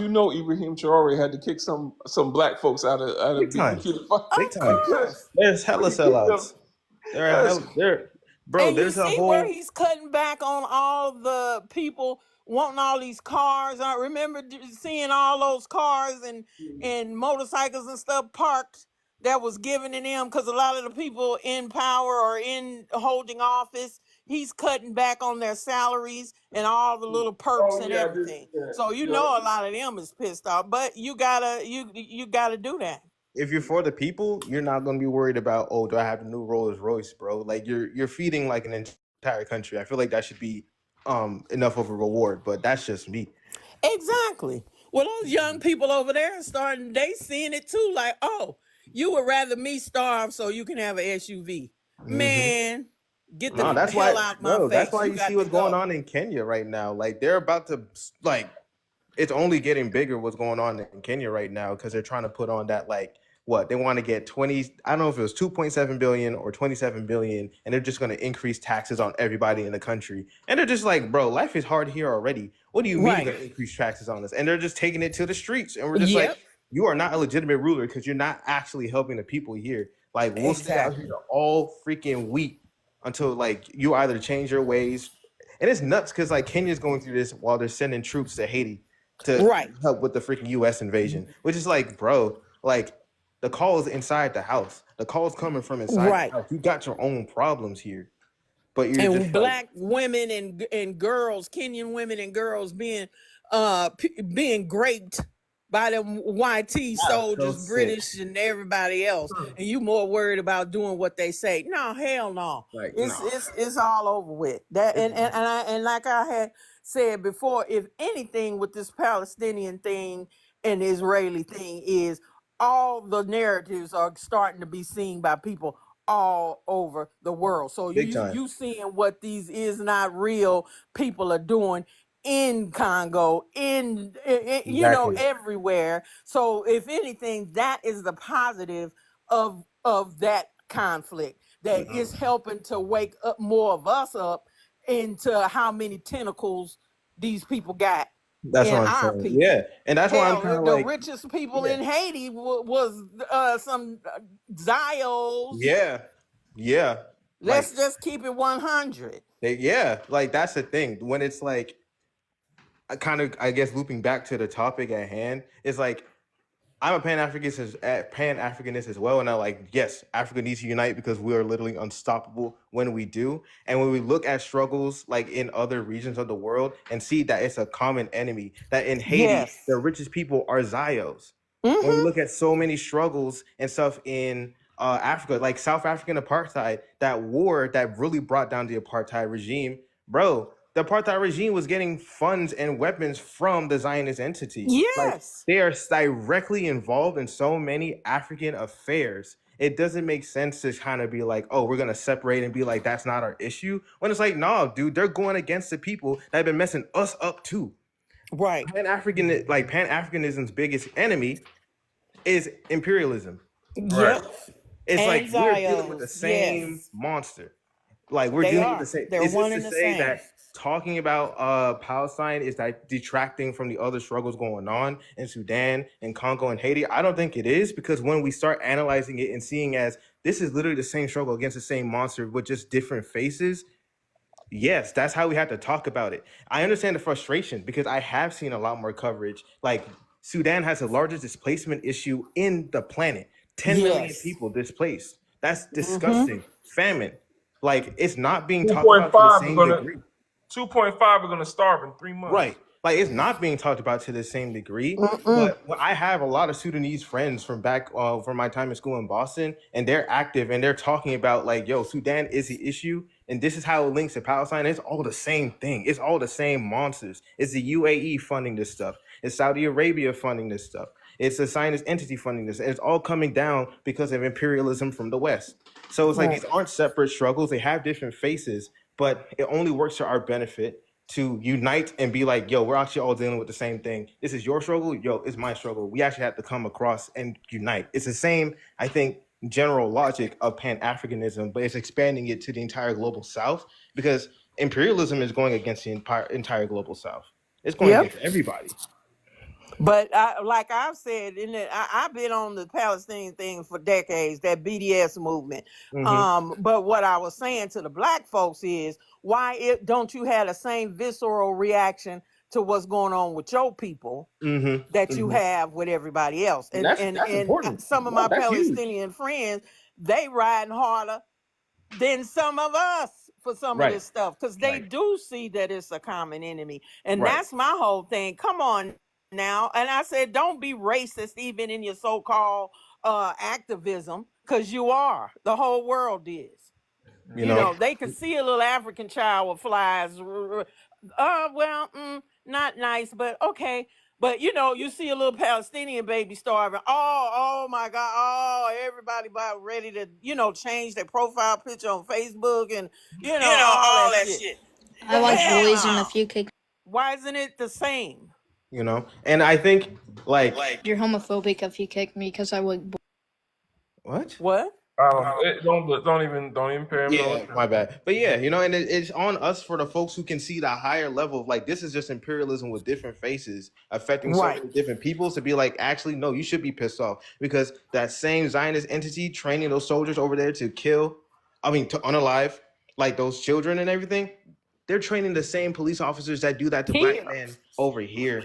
They're funding the same cop city instead of actually funding good water. Instead of funding good education, instead of funding healthcare, like it's all the same monster, bro. They're all working together. Like we can't like be annoyed or be gung ho about one thing because that's just an incomplete analysis. It's just an incomplete analysis. It's not just Palestine. It is Sudan. It is Congo. It is Haiti. It is what is it? Somalia. Some like so many issues. When it's coming from the same source, it's just that's how we have to unite. That's my biggest thing. So like, I definitely get the frustration because it's like, a lot of African issues are put to the wayside. Like a lot of them, like Nigeria is going through a financial crisis. It's terrifying how like the levels of hunger that they're likely face because their own leadership is selling them out. Their own leadership doesn't care about them. Ghana's going through a financial crisis. My whole family's in Ghana and everything. They're going through stuff now. Like Namibia is dealing with Germans and everything. South Africa is dealing with the DA coming in to legitimately recolonize. Like it is some scary stuff happening because the West knows that it's losing its grip for a variety of reasons and are really doubling down. And their focus will be Africa because Africa has all the resources. It does. Well, it's time. It's just time. Either you gonna and they see us fighting back or get off the pot. They see us like the AES fighting the hell back and winning, and that's the biggest thing. They know they can. Like 9 times they try to get Ibrahim, 9 times and he's still kicking, 9 times and he's still like, I'm actually gonna build up my people, land of the upright people, and we standing on that. Like nah, and they're already gonna get the currency. That's literally gonna mess up the fiat stuff. I'm so like. Living in the US, I'm like, that's gonna be kind of nuts when that hits. But I'm like, I don't care. Like, we'll deal with it because we need to invest in it instead of investing in stocks and bonds here in this bullshit. Do it over there. That's my whole thing. When I hear all these people talking about financial literacy, well, why don't we start investing in our own shit? Like with financial literacy, with what money, bro? Financial literacy when we're not being paid our worth, like get out of here.